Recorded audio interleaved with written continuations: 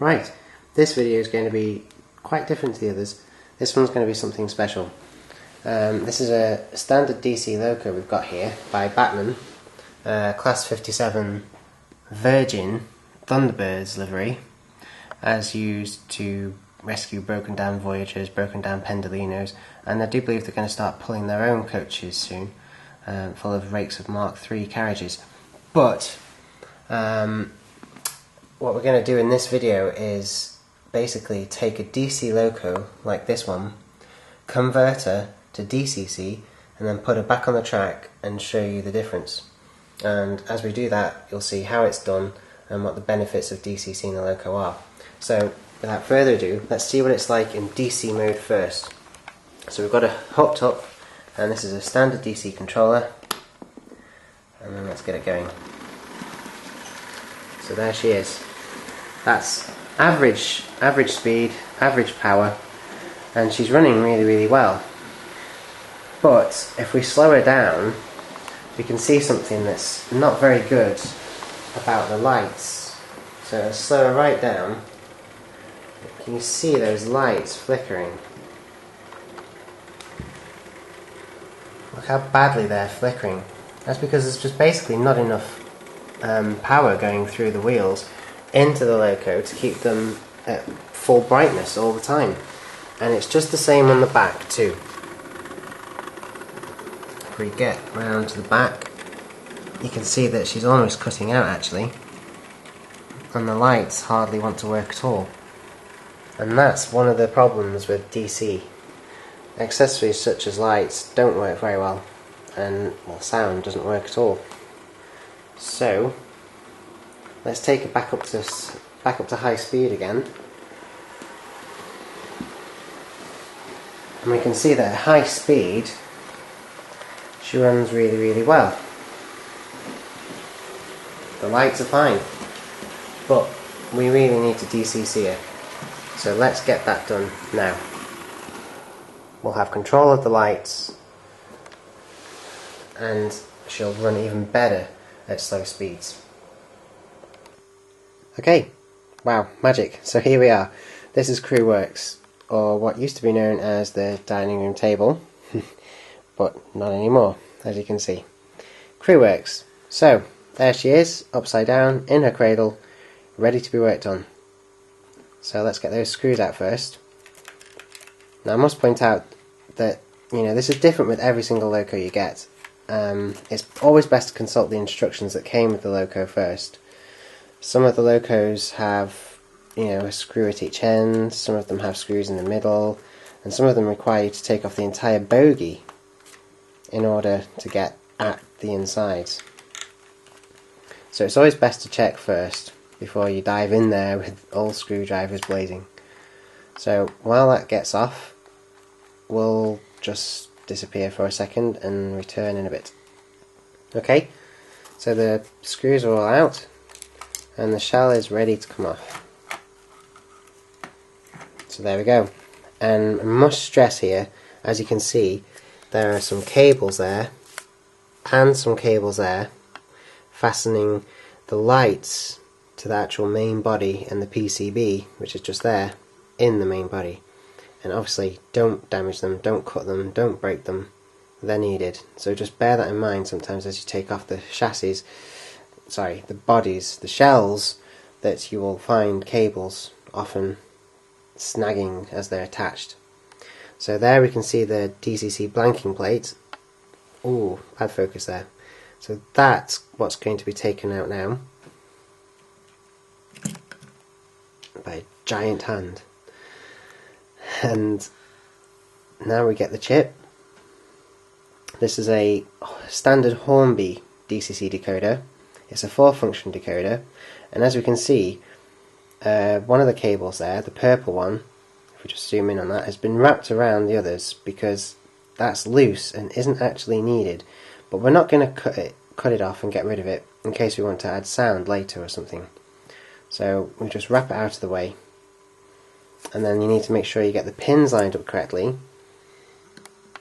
And it's the orange pin that goes, the orange cable that goes into pin 1, to socket 1.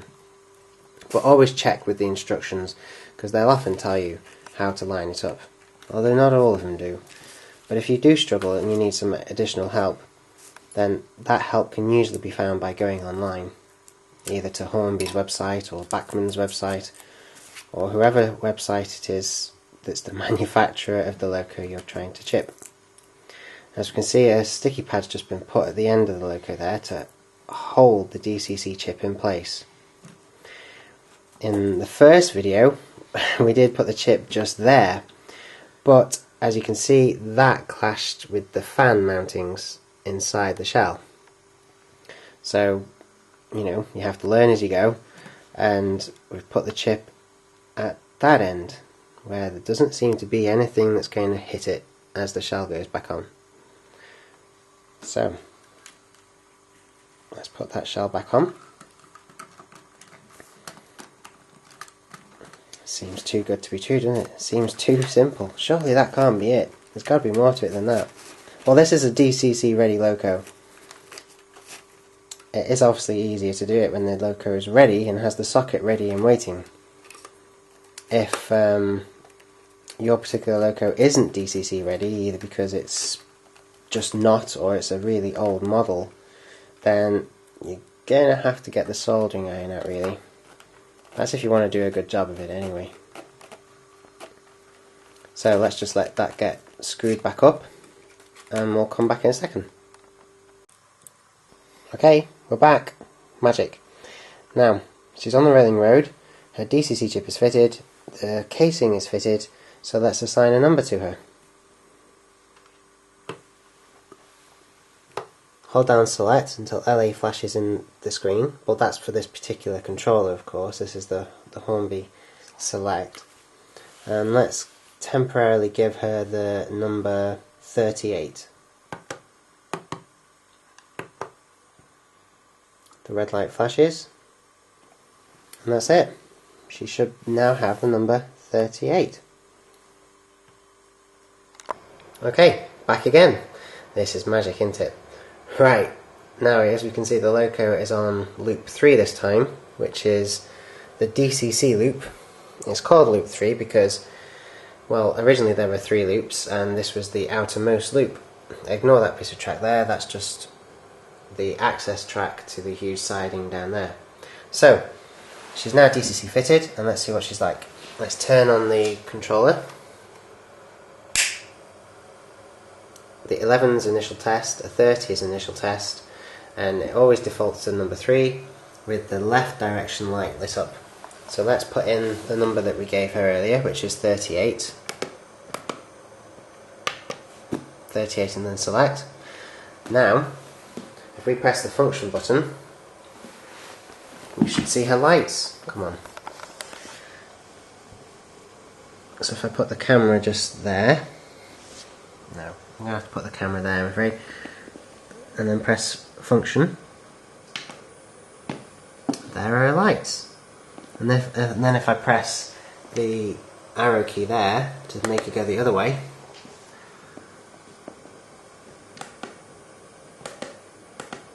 we see that her lights change depending on which direction we want the train to go in. So, lights on, constant.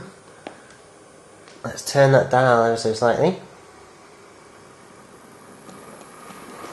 And off she goes. And we can have her going as fast as we want.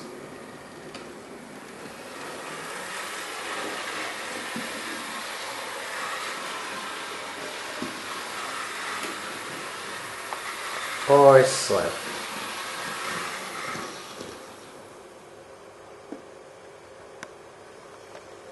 And as impressive as she was in DC, there's no way she could do that in DC.